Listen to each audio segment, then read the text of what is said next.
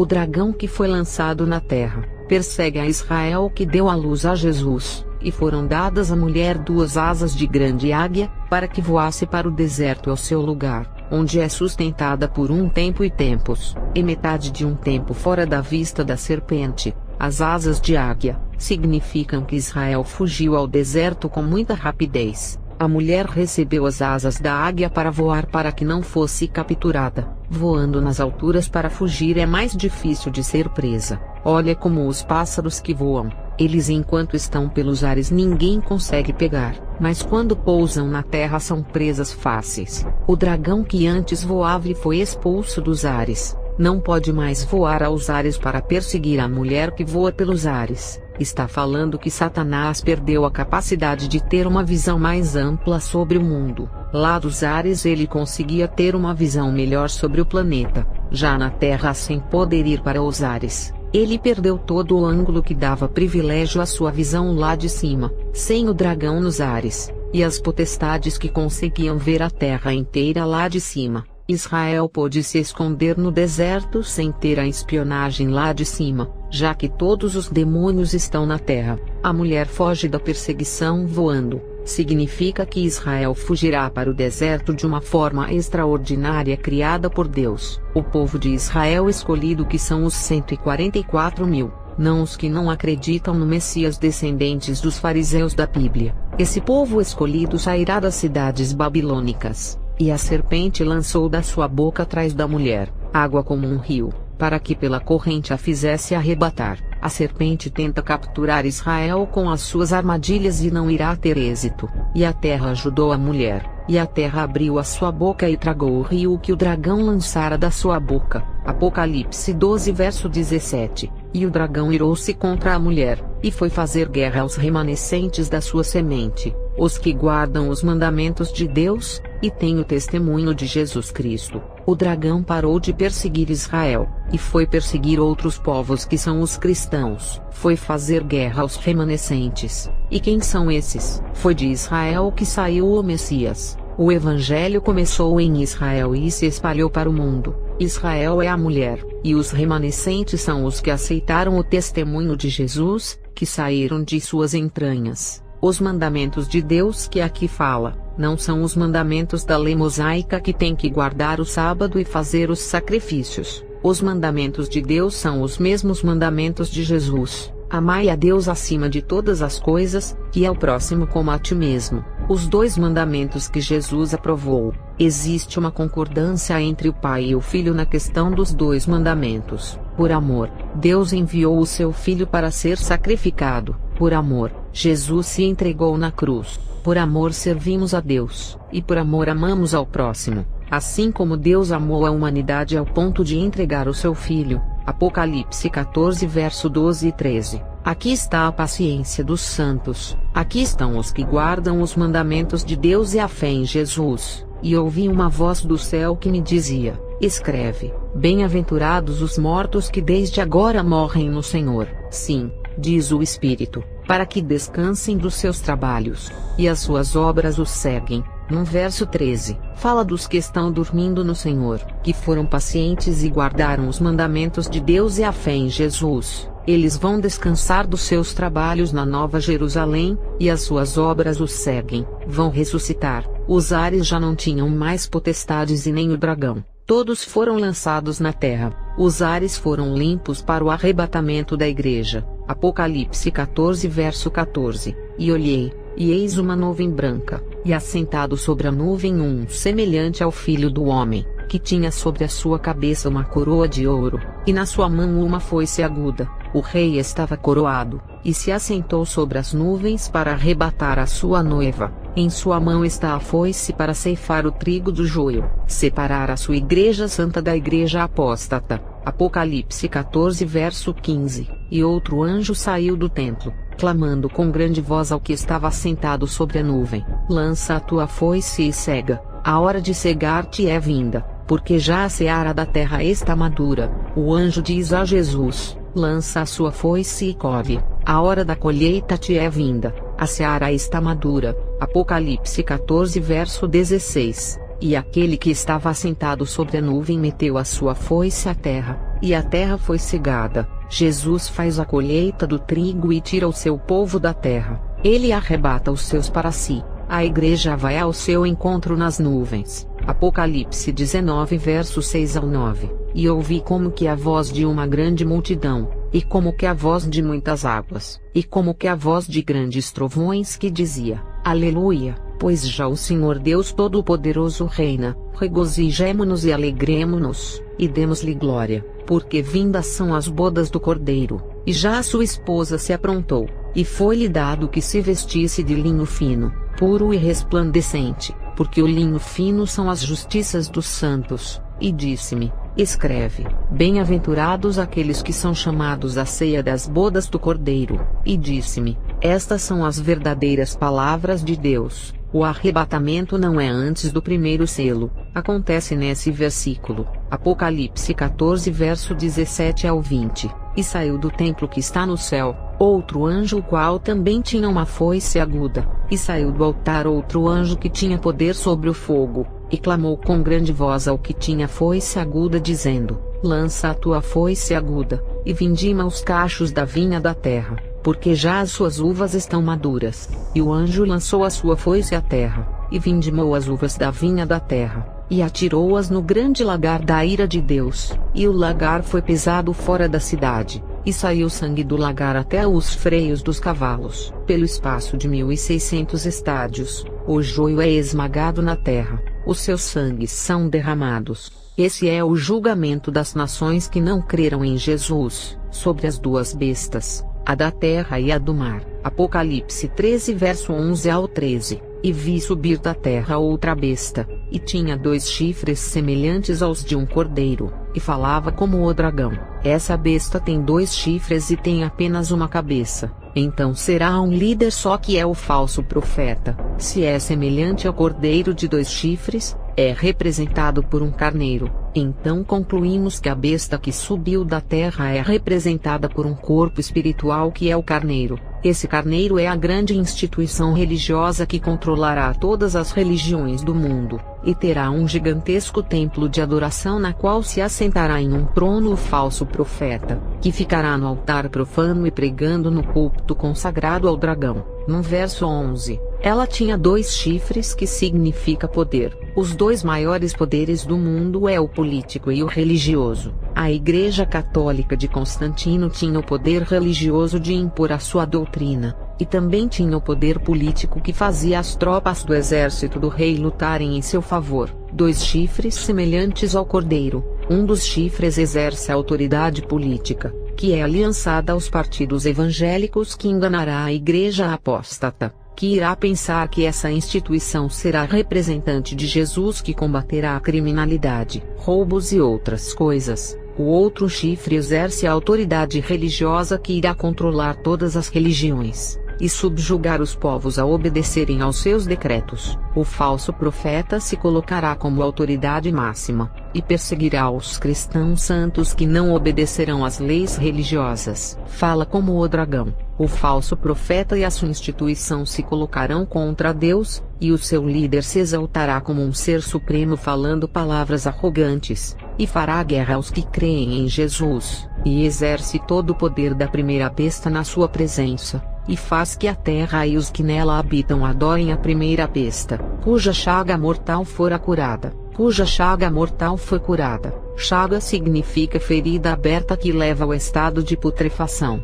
e faz cheirar mal. A antiga Roma dos imperadores matou muitos cristãos, e houve muitas conversões nessa época, e muitos cidadãos romanos e até homens ligados ao governo de Roma começaram a se converter, e muitos soldados romanos também. Até centuriões romanos se converteram, e de tanto o evangelho do amor ser pregado sendo contra a violência romana, o império foi enfraquecendo. A palavra de Deus foi como uma espada que feriu a cabeça de Roma, e o imperador Constantino, enfraquecido, nunca conseguia acabar com os movimentos dos cristãos. A palavra já tinha causado uma ferida na cabeça de Roma. O governo já estava agonizando e não tinha mais forças para perseguir os cristãos, e cedeu a liberdade aos cristãos para orar. A chaga já estava apodrecendo na cabeça do império, era questão de tempo de morrer, e depois, o império já enfraquecido com a ferida na cabeça da liderança, foi invadido pelos povos que eram os alanos, suevos, vândalos, alamanos, jutos, anglo-saxões, hunos, francos e outros. Essa cabeça é da besta do mar, a qual foi curada da ferida. A liderança do governo anticristo ressurge, e a instituição faz a humanidade se ajoelhar diante desse governo. A instituição religiosa de controle mundial fará a humanidade adorar a besta. Eu entendo que além de adorarem o anticristo, terão que se ajoelhar em devoção diante do governo político mundial que entendo como a besta. Essa instituição odiará a Jesus, porque escolheu o anticristo como o salvador do mundo, e fará a terra toda se prostrar diante do anticristo, e faz grandes sinais, de maneira que até fogo faz descer do céu à terra à vista dos homens, e dentro dessa instituição religiosa, terá grandes sinais que até fogo cairá dos céus para todos verem. Acredito que multidões vão estar dentro dessa instituição religiosa, que fará os seus cultos em um grande templo, e os milagres acontecerão, igual acontece nos templos das igrejas da prosperidade. Apocalipse 13 verso 1. E eu pus-me sobre a areia do mar, e vi subir do mar uma besta que tinha 7 cabeças e 10 chifres, e sobre os seus chifres 10 diademas, e sobre as suas cabeças um nome de blasfêmia. As 7 cabeças significam que o anticristo governará com mais 6 governantes, sendo ele o maior de todos. A besta é um governo que sobe das profundezas do mar, e embaixo do mar está o inferno. Esse governo surge de lá com uma política do anticristo, que irá querer inverter a doutrina da Bíblia. É um governo satânico perseguidor dos cristãos. Apocalipse 13 verso 2. E a besta que vi, era semelhante ao leopardo, e os seus pés como os de urso, e a sua boca como a de leão. E o dragão deu-lhe o seu poder e o seu trono, e grande poderio. A besta híbrida com várias partes de outros animais vai ter as mesmas características dos animais que o profeta Daniel viu, que cada um representava um reino, e dessa vez, a besta vem com as características de cada reino, semelhante ao leopardo que é semelhante ao reino da Grécia. No filme 300, narra o poderio do Império Grego. Eu não assisto filmes, mas um irmão professor de história recomendou esse filme para o seu aluno que é primo do meu filho. Os pés de urso significam o Império Persa. Os pés que sustentam o animal são as colunas. Então os alicerces do governo da besta vão ser as doutrinas pagãs, os rudimentos baseados na feitiçaria e idolatria do governo persa, a boca de leão que significa o império da Babilônia. O leão é o rei da selva. O governo do anticristo vai se colocar como o único governo e o reinado que controla o mundo inteiro. E o governo do anticristo irá devorar todos os reinos, que é controlar todos os países, assim como o leão devora todas as carnes. O governo do anticristo irá devorar todas as riquezas da terra assumindo o controle,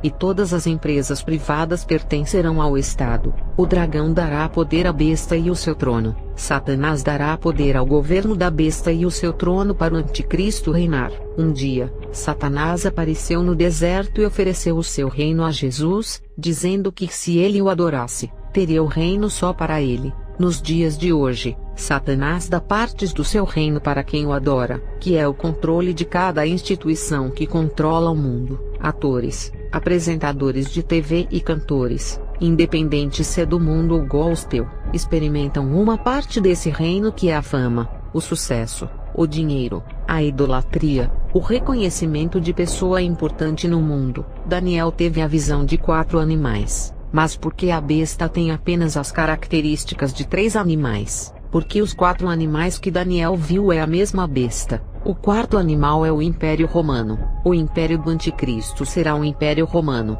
não com o mesmo nome chamado de Roma. Na verdade, esse mundo já é a Roma, porque o Império Romano não existe, mas o seu sistema ficou como a política, que também hoje sofre influências romanas. Basta refletir que termos como república, ditadura, senado, plebiscito, cônsul e magistrado, por exemplo, são de origem romana. A noção de propriedade privada plena também surgiu com o direito romano. o código de leis romano que são, jus naturale, ou direito natural, que apresentava os fundamentos do direito romano e a noção de que o ser humano por natureza tinha direitos, jus civile, ou direito civil, um conjunto de leis aplicado aos cidadãos de Roma, jus gentium, ou direito das gentes, aplicados aos estrangeiros em um conjunto de leis abrangentes, que não se levava em conta as nacionalidades, que é a base para o direito internacional como o conhecemos hoje,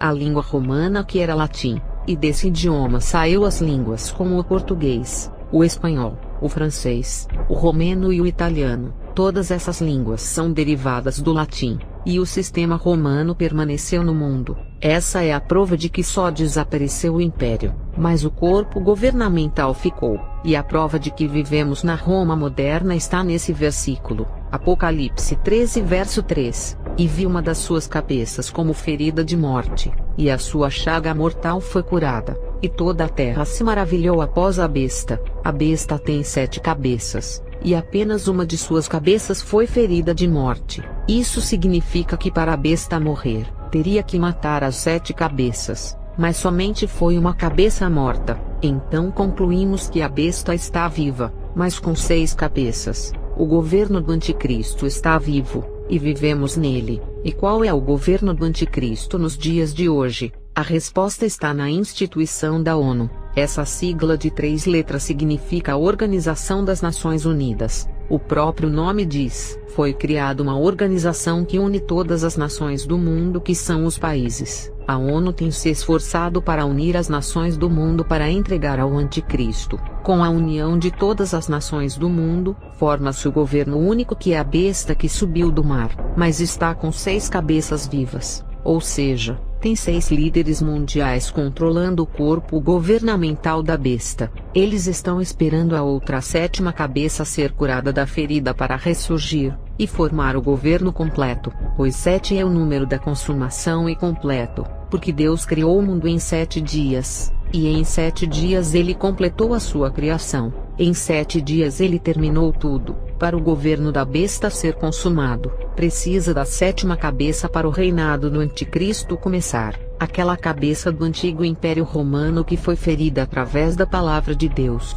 e Constantino sem força desistiu de perseguir os cristãos. Essa cabeça que irá ser curada da chaga. Como eu sei que essa cabeça que foi ferida de morte é a liderança do anticristo? Quando a palavra feriu a liderança romana, Constantino faz um decreto para não perseguir os cristãos. Naquele momento, a cabeça do anticristo foi ferida, porque cessou as perseguições do império. Algumas perseguições religiosas não tinham nada a ver com o império. Se não tem o governo do anticristo, a liberdade religiosa, o próprio nome já diz, anticristo, aquele que é contra Cristo. Depois de muito tempo, a igreja passou a ser perseguida pela Igreja Católica, que ganhou poderes na época. Ela é a espinha dorsal da nova religião que irá surgir, adotando a besta como um deus. Quando aparecer um governo contra as coisas de Cristo e proibir a adoração a Jesus, significa que a 7ª cabeça do corpo foi ressuscitada.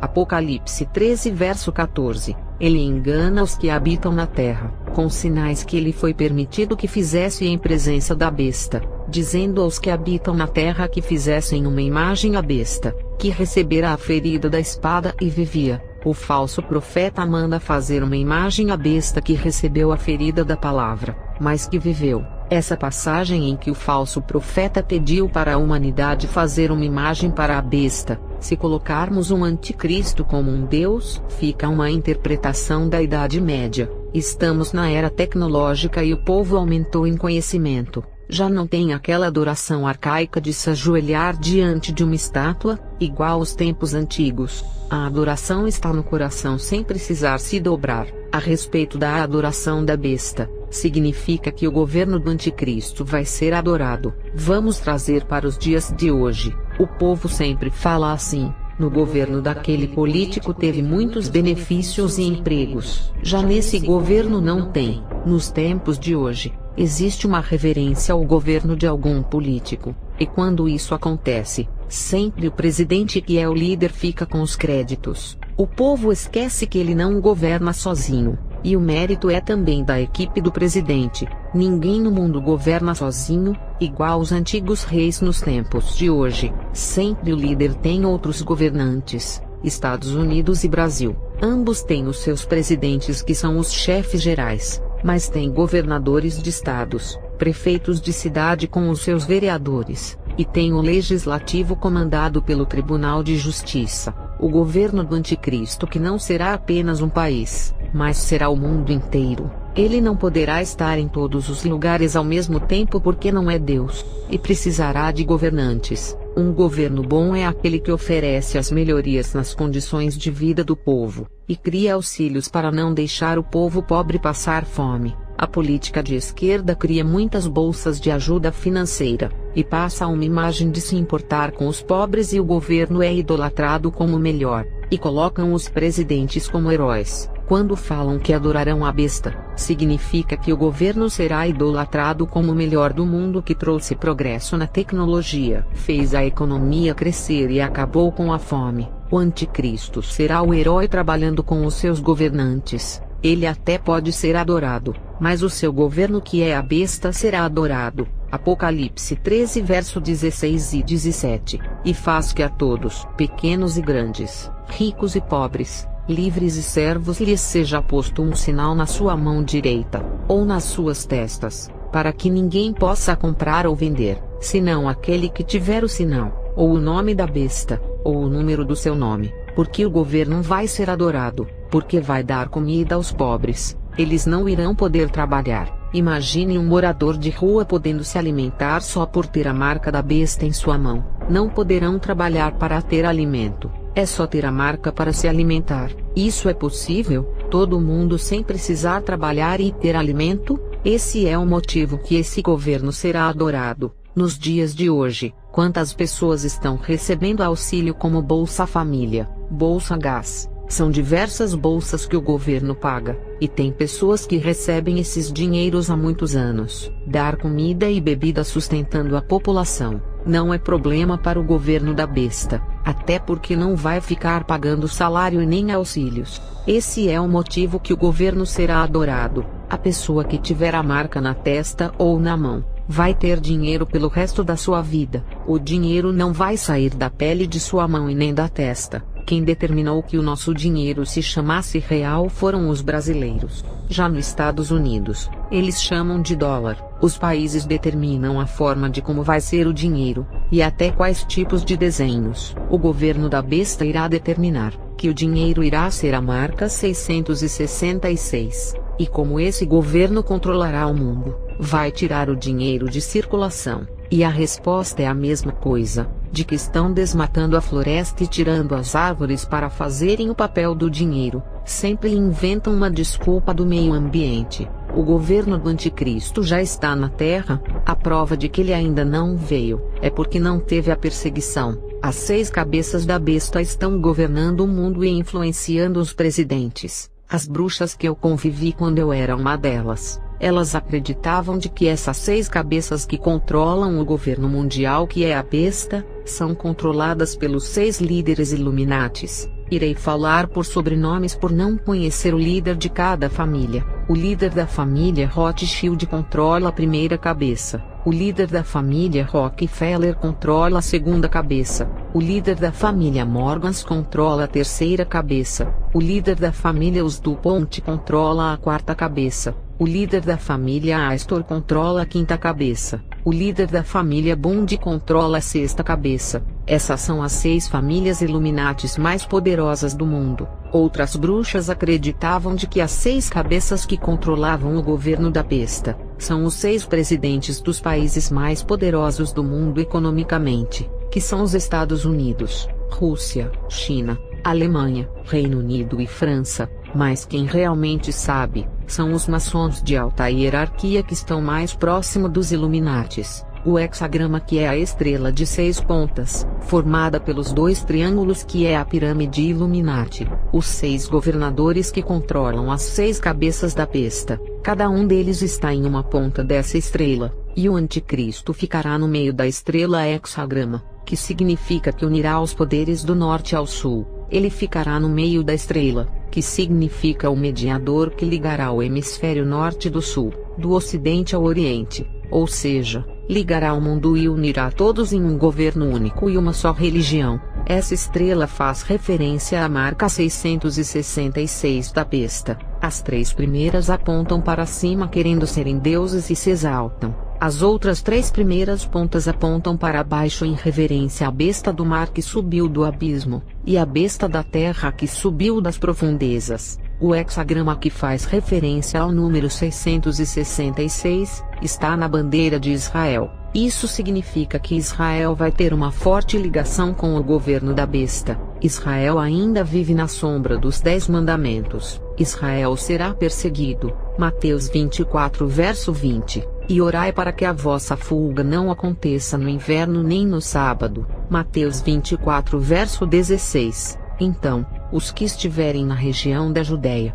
que fujam para os montes. O anticristo vai ser recebido como Messias. Israel vai ser enganado. João 19 verso 15. Mas eles gritaram: mata, mata, crucifica-o. Devo crucificar o rei de vocês? Perguntou Pilatos. Não temos rei senão César, responderam os chefes dos sacerdotes. João 5 verso 43. Eu vim em nome de meu Pai, e não me aceitais. Se outro vier em seu próprio nome, a esse aceitareis. Jesus foi rejeitado, e o outro que virá será aceito. Segundo Tessalonicenses 2 versos 7 ao 11. Porque já o mistério da injustiça opera. Somente há um que agora o retém, até que do meio seja tirado, e então será revelado o iníquo, a quem o Senhor desfará pelo assopro da sua boca, e aniquilará pelo esplendor da sua vinda. A esse, cuja vinda é segundo a eficácia de Satanás, com todo o poder, e sinais e prodígios de mentira,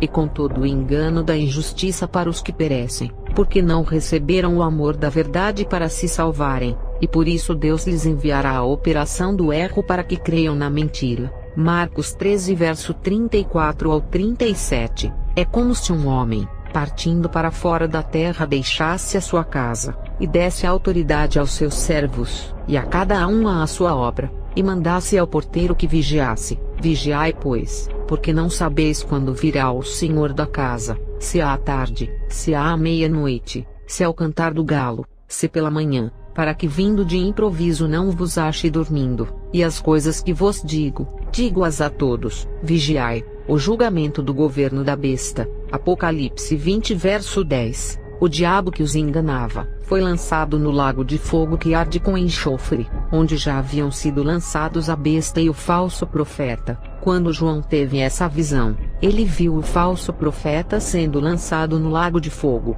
Com certeza era um homem na visão de João, mas a besta que ele viu sendo lançada no lago de fogo, estava na forma de um monstro de 7 cabeças. A besta não é o anticristo, são os 6 governantes. O anticristo e todas as pessoas que fizeram parte do corpo da besta que trabalharam dentro do sistema da besta. A besta do mar aparece no lago de fogo, mas a besta da terra não aparece, somente o seu líder, o falso profeta. O que houve? Apocalipse 18 verso 2 e 3. E clamou fortemente com grande voz dizendo: Caiu, caiu a grande Babilônia, e se tornou morada de demônios, e coito de todo espírito imundo, e coito de toda ave imunda e odiável, porque todas as nações beberam do vinho da ira da sua fornicação, e os reis da terra fornicaram com ela, e os mercadores da terra se enriqueceram com a abundância de suas delícias. A besta da terra que se uniu com o governo mundial, ou seja,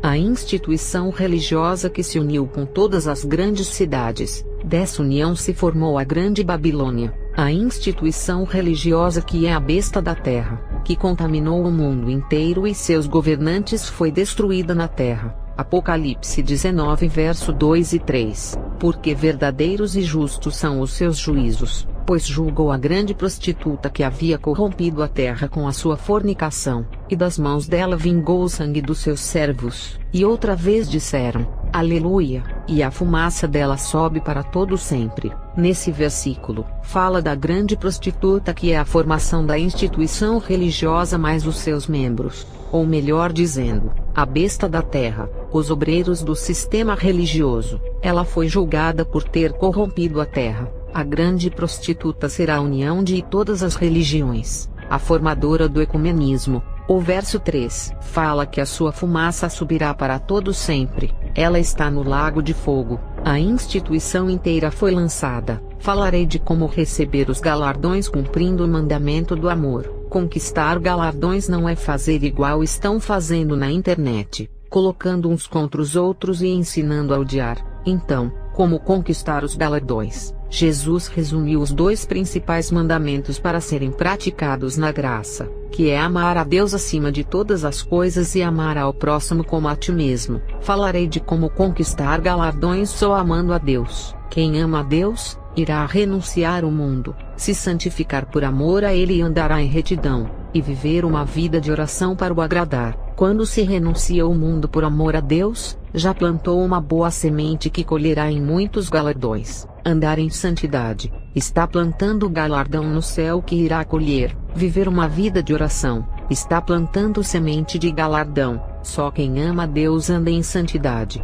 renuncia ao mundo e vive orando. Para viver de joelhos prostrados orando e se humilhando, tem de amar muito a Deus, e a semente desse amor é o galardão. Para renunciar ao mundo tem de amar a Deus acima de todas essas coisas, e terás galardão. Não é fácil renunciar ao mundo que oferece muitas coisas prazerosas. Satanás, com o passar dos anos, foi modernizando o mundo, deixando tudo mais fácil, e hoje as pessoas pagam as suas contas pelo aplicativo sem precisarem sair de casa. A televisão hoje está sofisticada e tem até internet. A Netflix oferece filmes de todos os gêneros para assistir deitado. Grupos de aplicativos de relacionamento que arrumam namoradas sem sair de casa. Tem crentes que falam assim: graças a Deus a tecnologia veio para facilitar a nossa vida. Não precisamos mais sair de casa e usar aqueles orelhões telefônicos com cartões. Agora temos celular e WhatsApp para mandar mensagens.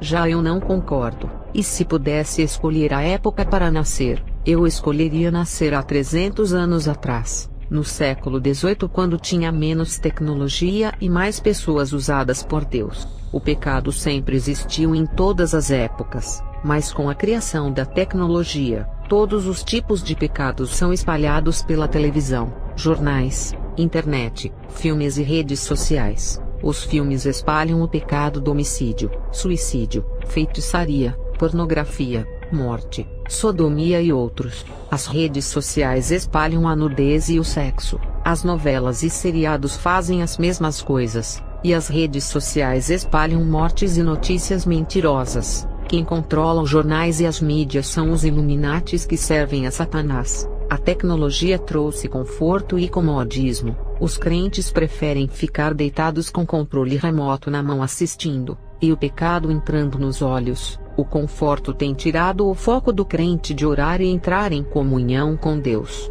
Não querem ler a Bíblia por estarem acomodados no conforto da tecnologia. Não está faltando nada, tudo vai bem, e dormem por sentirem a segurança do conforto. Esses estão dormindo espiritualmente falando, e não despertaram para a batalha espiritual. Só acordarão se vier uma tribulação para os despertar, e lembrarão de Deus na dor, quando a prova irá fazer gemer ao ponto de clamar. Se Jesus vier agora, irá pegar muitos crentes de surpresa. Alguma coisa de grave tem que acontecer para o povo despertar. Satanás sofisticou o mundo, e modernizou o seu império nesse planeta para o povo não renunciar às coisas dessa terra. E se a igreja hoje está morna, foi por causa da mídia, das novelas, filmes e de toda a tecnologia que doutrinou o povo, e modernizou os conceitos da família. Os jovens aprenderam a amar o funk, o álcool, as drogas e a prostituição, preferindo viver nesses prazeres do que renunciar ao mundo. Até para os crentes está difícil de renunciar, porque não amam a Deus mais do que os prazeres do mundo. Para renunciar esse mundo que oferece tantas coisas boas para a carne, o seu amor por Deus tem que estar acima de tudo. Tem que amar a Deus muito mesmo para renunciar. Hoje está muito mais difícil de renunciar ao mundo que vai se modernizando com o passar dos anos. O mundo se moderniza e oferece mais novidades para prender as pessoas em suas ilusões, e novas coisas são criadas para segurar as atenções das pessoas. Satanás já morou no céu, e sabe do conforto que é lá, lugar de descanso. Então ele vem tentando criar um mundo igual ao céu, que oferece conforto para prender as almas e depois ceifar as suas vidas. Satanás vem construindo um mundo confortável. Olha quantas tecnologias e cidades lindas com várias coisas boas para a carne que esse mundo oferece. Restaurantes com boas comidas, casa de jogos, bebidas alcoólicas de vários sabores, lazer e prostituição. O seu amor para com Deus tem que ser maior, ao ponto de renunciar esse mundo. O povo se esquece que renunciar ao mundo, além de morar no céu, receberá muitos galardões só por causa dessa renúncia. Esse mundo moderno e sofisticado de Satanás, tudo isso é passageiro. Esse reino que ele construiu na terra não irá resistir por muito tempo. Jovens da igreja, renunciem às coisas desse império e desprezem as suas coisas. Amem a Deus, Ele tem um lugar melhor para as suas almas. Façam igual a Daniel e os 3 jovens da fornalha, se recusem a comer do manjar do rei desse império. A pedra que Daniel viu derrubando a estátua dos pés de barro, é a pedra de esquina chamada Jesus Cristo. Essa pedra derrubará esse império moderno, que os ímpios que gozam dele pensam que irá durar para sempre. Aquele velho ditado, o povo morre, mas o mundo fica e não se acabou ainda.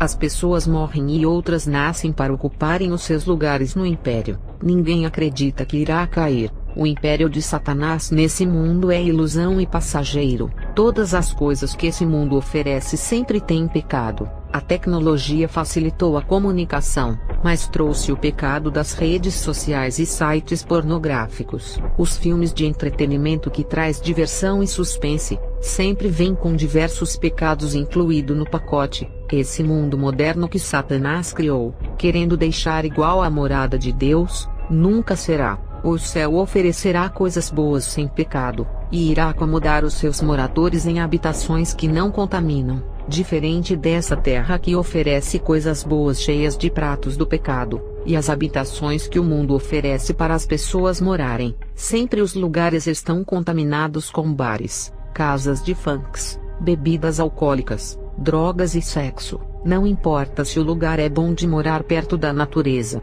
sempre o lugar vai ser arrodeado de pecado. Morar perto da praia é bom, mas ao olhar para as suas paisagens marinhas, tem uma aglomeração de pessoas seminuas. O pecado sempre estará ao redor dos melhores lugares para morar. No meio das coisas boas vem a contaminação. O céu é diferente, porque oferece lugares bons e santos sem nenhuma contaminação. Tudo lindo e puro. Se amar a Deus terá galardão. Quem ama renuncia tudo por ele. Quem ama a Deus, obedece à doutrina da graça que é estreita. Falarei de como ganhar galardão amando o próximo. O próximo mandamento que dará galardão: amar o próximo como a ti mesmo. Não se ganha galardão atacando o seu próximo na internet. Não se ganha galardão combatendo o ateu nas redes sociais. Até porque, Deus quer ver a alma do ateu salva. Deus quer que ganhe a alma do incrédulo e não que entre em contenda com ele. Não se ganha galardão denegrindo a imagem e manchando a reputação do seu irmão. Só se ganha galardão fazendo bem e não o mal ao seu irmão,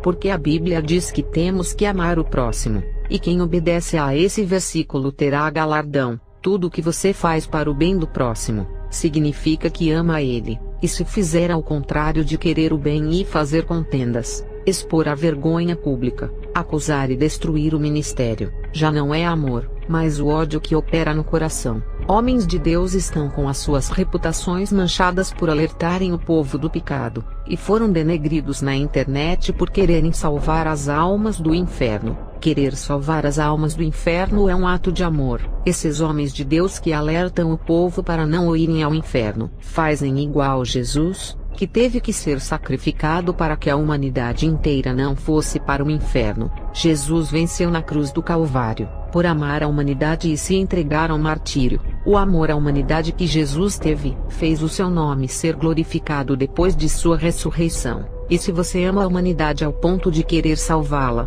tem muito galardão a receber. Quer ter galardão? Ame o próximo igual Deus amou tanto a humanidade, que ofereceu o seu único filho para nos salvar. Deus, sabendo que éramos pecadores, ofereceu o seu único filho por amor à humanidade maldosa. Ele odeia o pecado, mas amou a sua criação, ao ponto de oferecer o seu filho para resgatar os perdidos. Você ofereceria o seu único filho para morrer por uma humanidade pecadora e ingrata? Só teve um homem que viveu na terra que fez isso, e a sua atitude era o espelho do que aconteceria mais para frente e mudaria o destino da humanidade. A atitude desse homem lhe tornou o pai da fé.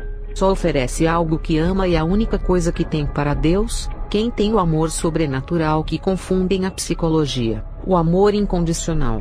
Deus ofereceu o seu filho por amor, e o que temos para oferecer a Deus? Temos uma só coisa de nossas vidas que tem muito valor para Deus: a nossa alma, porque o corpo vai retornar ao pó, o nosso dinheiro e casa irão ficar, mas a alma seguirá na eternidade. Amar o próximo dará galardão, porque a sua alma é de grande valor no mundo espiritual, e disputada pelos demônios. O que posso ganhar em galardão, não é fazer contenda com a criação de Deus, mas fazer o bem à sua criação que Deus fez, ser a sua imagem e semelhança quando criou. Só há duas maneiras de receber os galardões no céu: é amar a Deus acima de todas as coisas e amar ao próximo como a ti mesmo. E quem ama o próximo quer o bem dele, e não irá denegrir porque ele falou mal da sua pessoa, mas ao invés de contender, irá orar por ele. Quem ama o próximo oferece pão aos famintos, água aos sedentos, roupas para quem está nu, agasalho para quem sente frio, e cobertor para o confortar. Quem ama o próximo ora para o doente receber a cura, ora para a libertação do endemoniado e a conversão dos ímpios. Quem ama o próximo prega a palavra de salvação, e não a palavra dos bens terrenos da teologia da prosperidade. Quem ama o próximo vai querer ver ele no céu, então irá querer salvar a sua alma falando do Evangelho com amor. A melhor bênção que podemos oferecer ao próximo é a salvação, vendo essa alma morando no céu ao lado de Jesus. A caridade podemos oferecer para ajudar o próximo, mas isso não irá salvar a sua alma. Mas oferecer ajuda ao próximo dando alimentos, roupas e pagando uma conta de luz ou aluguel, irá ter galardão no céu. Oração para curar o próximo, é ter galardão nos céus. Expulsar um demônio do próximo, livrando-o do controle espiritual, vai ter galardão nos céus. Fazer o próximo se converter, vai ter galardão nos céus. A sua oração que livrou aquela alma de ser morta, seja por acidente ou assassinada, vai ter galardão. Livrar as almas condenadas ao inferno orando por elas, vai ter galardão. Tem crentes que têm tanto pavor de um traficante, que deseja que ele morra e vá para o inferno. Isso não é amor. A morte dele não vai trazer tranquilidade ao seu bairro. Sempre outro bandido irá ocupar o lugar daquele que morreu, e pode ser até pior do que ele. A cada traficante que morre, um outro nasce no mundo. Tudo o que fazemos para a criação de Deus, receberemos galardões. Então não façam ao contrário do amor, que é discutir, humilhar, denegrir, desejar a morte, expor em redes sociais, e atirar pedras acusando e julgando. Antigamente, Deus mandava o povo de Israel matar os cananeus, filisteus e outros povos para que o seu povo não se contaminasse, e só o povo de Israel era a menina dos olhos de Deus. Quando Jesus morreu por toda a humanidade, Israel já não era mais os únicos escolhidos. Jesus comprou todos, e as almas foram supervalorizadas por custarem preço de sangue. Jamais Deus vai fazer igual antigamente, de mandar o seu povo matar os ímpios, igual dava a ordem para Israel fazer isso. Hoje o amor ao próximo supera tudo isso. Esse é o motivo do porquê temos que amar o próximo, por custar um alto preço de um sangue puro, divino e salvífico. Um pastor que Deus fez muitas promessas para ele, mas pegou o Covid no ano passado. Ele foi internado e se lembrou das promessas que Deus havia falado que iria fazer no futuro. Ele se preocupou com as ovelhas da igreja, por não ter preparado outro pastor para deixar em seu lugar. A sua preocupação foi grande de morrer, e deixar as ovelhas abandonadas, e chorou. Deus sondou o seu coração, e viu o grande amor que ele tinha pelas ovelhas e curou o pastor da Covid.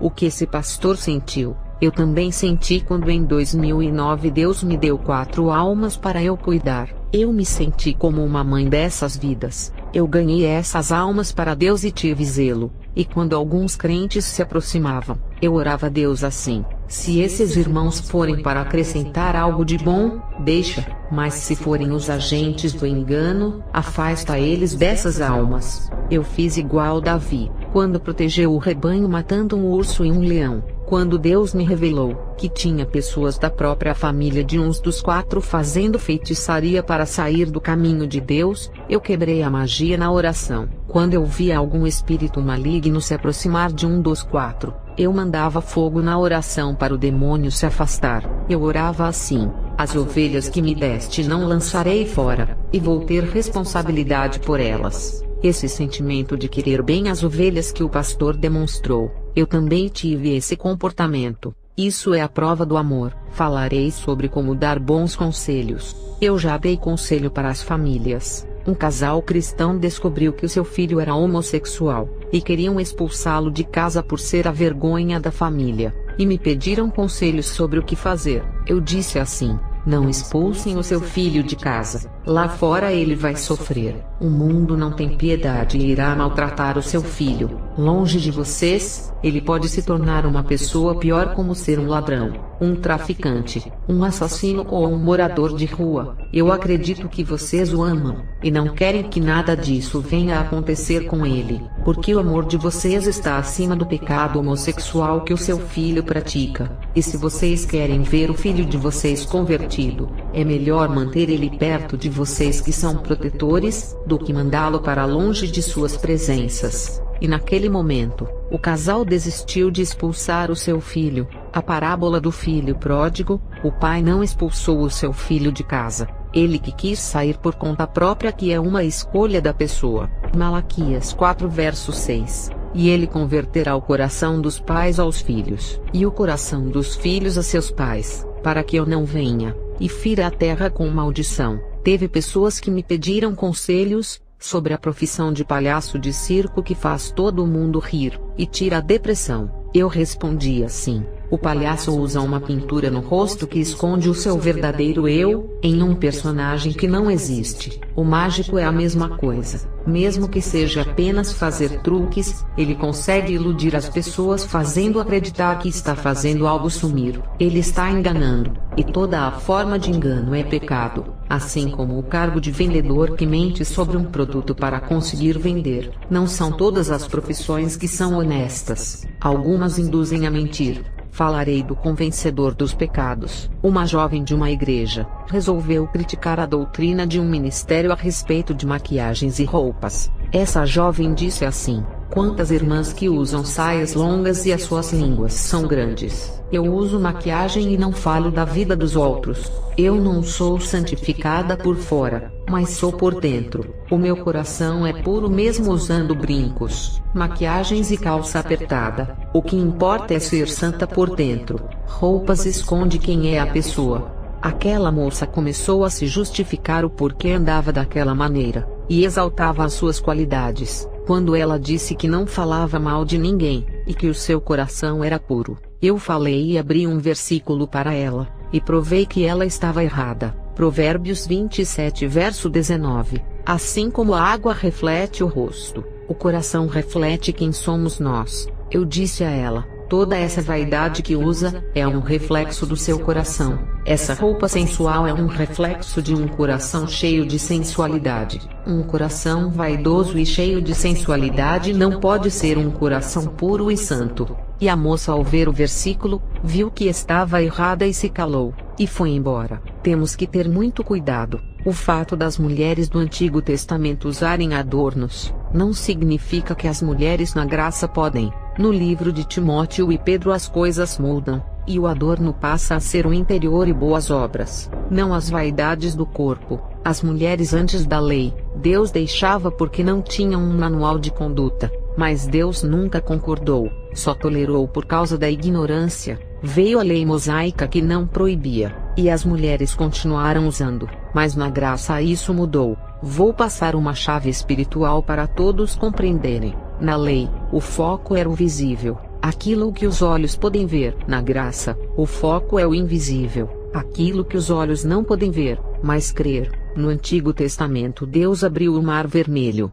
os olhos do povo viram. No Novo Testamento Jesus não precisa abrir o Mar Vermelho, apenas cremos que ele pode fazer isso. Na lei, os 3 jovens andaram na fornalha e não se queimaram, os olhos do povo viram. Na graça, cremos pela fé que isso é possível. Na lei eles viram todos esses milagres e maravilhas. Na graça não precisamos ver nada. João 20 verso 29. Disse-lhe Jesus: porque me viste, Tomé, creste. Bem-aventurados os que não viram e creram. Na lei eles viam os seus inimigos lhe atacarem. Na carne não vemos os nossos inimigos atacarem, mas cremos que eles atacam, porque na lei os inimigos eram de carne, por isso viam. Na graça, os nossos inimigos são invisíveis e não vemos, a não ser que Deus deu dom para vê-los. Na lei, a marca da circuncisão era vista através dos olhos. Na graça, a marca da circuncisão é invisível e está no coração. Colossenses 2 verso 11, no qual também estáis circuncidados com a circuncisão não feita por mão no despojo do corpo da carne, a circuncisão de Cristo. Romanos 2 verso 28. Portanto não é legítimo judeu quem simplesmente o é exteriormente, nem é verdadeira circuncisão, a que é feita apenas fora do coração no corpo físico. A circuncisão na lei era física, a circuncisão na graça é espiritual e vai dentro do coração. Na lei, os adornos eram as pérolas, pendentes e colares no corpo. Na graça, esses adornos é dentro. Até a nova Jerusalém que João via descer do céu era adornada de luz, glória e resplendor, não com os adornos do mundo. Tudo o que está na lei se tornou maldição. Quem vive na lei, despreza a graça e se torna maldito. E os adornos da terra fazem parte da lei. Uma mãe queria obrigar sua filha de 20 anos a não usar short curto e mini blusa, e por causa disso as duas viviam discutindo. A mãe me pediu conselhos a respeito dessa situação. Eu fiz uma pergunta para ela assim: a sua filha é cristã? Ela disse: a minha filha não é crente. Eu respondi assim: se ela não é crente, ela está livre para seguir o seu caminho, e mesmo que não fosse uma cristã, não pode obrigar a pessoa a deixar o seu caminho à força. Zacarias 4 verso 6. Não por força nem por violência, mas sim pelo meu espírito, diz o Senhor dos Exércitos. Se a vaidade está enraizada no coração, não adianta obrigar a pessoa, porque mesmo que ela deixe a vaidade para agradar alguém ou ao pastor, Deus sonda o coração, e não a aparência. Ninguém engana a Deus. Ele vê o coração e sabe de todos os desejos. Se o Espírito Santo não libertar e não tirar o desejo do coração, não é imposição dos homens, porque mesmo que a pessoa não use a vaidade por causa do pastor, ele julga a vontade do coração, e verá todos os desejos escondidos dentro do coração da pessoa, desejos que o pastor não vê. Desejos que são escondidos do pastor. Na igreja, está cheia de pastores obrigando as almas a renunciarem às coisas do mundo como se eles fossem os libertadores. Por isso que tem igrejas secas. Eles não deixam a palavra trabalhar, e tiram o princípio de escolha que o próprio Deus estabeleceu no jardim do Éden entre as duas árvores, e ficam julgando as pessoas antes do Espírito Santo os convencer dos seus pecados. A culpa é dos pastores por obrigarem a largar as coisas à força. João 16 verso 8. E quando o Espírito vier, convencerá o mundo do pecado, e da justiça e do juízo. Esse é o papel do Espírito Santo, não do homem que tenta convencer o outro. A igreja prega contra o pecado, o Espírito Santo convence. O pastor ministra e o resto Deus faz a obra. Falarei sobre as guerreiras do mundo espiritual. Eu já visitei uma igreja onde o pastor me desprezou por ser uma mulher, e não me deu ouvidos, e mandou eu me calar e assumir a minha posição que era ficar calada, porque mulher não falava, e no final do culto virou as costas para mim. Eu cheguei até ele e disse: a mulher por acaso é muda? Não sou eu que ordeno, mas é Deus que está lhe ordenando que não paralise o ministério das irmãs de sua igreja. Ele ignorou e foi embora. Meses depois ficou enfermo de cama. Eu não sei o que aconteceu com ele. Se Deus quisesse a mulher calada, não teria escolhido Débora entre muitos guerreiros. Em uma sociedade onde os homens assumiam as lideranças e a mulher ficava em casa. Mas Deus achou graça em Débora, e a levantou como cabeça do povo de Israel. Deus poderia escolher um homem para ocupar a liderança, mas preferiu uma mulher. Respeito à liderança masculina como pastores. As mulheres não devem exercer o cargo, mas se Deus achar graça na mulher e ungir como líder, Quem somos nós para proibir, se não tiverem homens de Deus? Ele levanta as mulheres. O homem pastor pode impedir que mulheres sejam pastoras, mas não pode proibir as mulheres de evangelizarem, porque elas são profetisas. O meu filho viu uma mulher muito usada, e disse aos irmãos que queria ser usado daquela maneira, e os crentes começaram a zombar dizendo que ele estava afeminado. Essas coisas são muito tristes. Em não recorrer à autoridade que uma mulher tem no mundo espiritual, uma moça disse no ano de 2011, que queria ser usada igual a mim. Eu fiquei feliz, mas os irmãos da igreja dela começaram a chamá-la de idólatra, e ainda me culparam de eu estar incentivando essa irmã à idolatria. Esses críticos sempre têm uma desculpa para perseguirem, não elogiam o ministério de ninguém, só eles querem ser elogiados. Se a menina tivesse falado que queria ser igual a eles, não falariam nada, como era para mim. Se levantaram. A idolatria é muito diferente disso. Quando Eliseu pediu o dobro da unção de Elias, ele estava sendo idólatra. Imitar a santidade tomando um servo como referência está na Bíblia.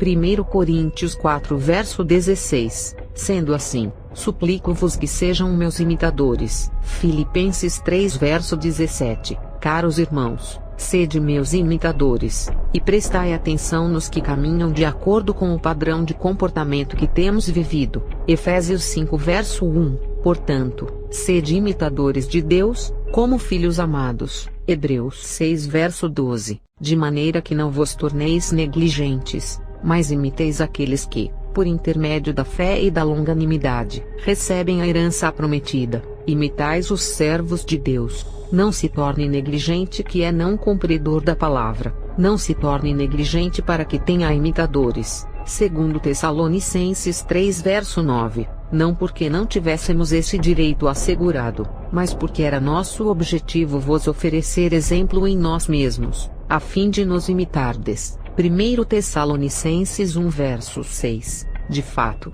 vos tornastes nossos discípulos e do Senhor, pois apesar de muito sofrimento, recebestes a palavra com a alegria que vem do Espírito Santo. O versículo de imitação fala: vos tornastes nossos discípulos e do Senhor Jesus. Ser referência de alguém não é idolatria. Teve um dia que eu deixei de fazer a obra de Deus presa nas coisas dessa terra, e Deus usou uma irmã humilde, e que era pequena em sua igreja, e não tinha reconhecimento. O ministério dessa irmã era mais pequeno do que o meu, e Deus lhe usou para me dar um cajado por eu não ter ido fazer a obra. Ela foi na minha casa entregar uma profecia dura. Eu abaixei a cabeça e levantei as mãos na frente dela e disse: muito obrigado, papai. Aceito o bom e também o ruim que vem de ti. Aceito o doce e também o amargo. Tem irmãos que são soberbos. Quando uma pessoa humilde vai lhe entregar uma profecia dura, não aceita julgando a aparência e a posição da pessoa.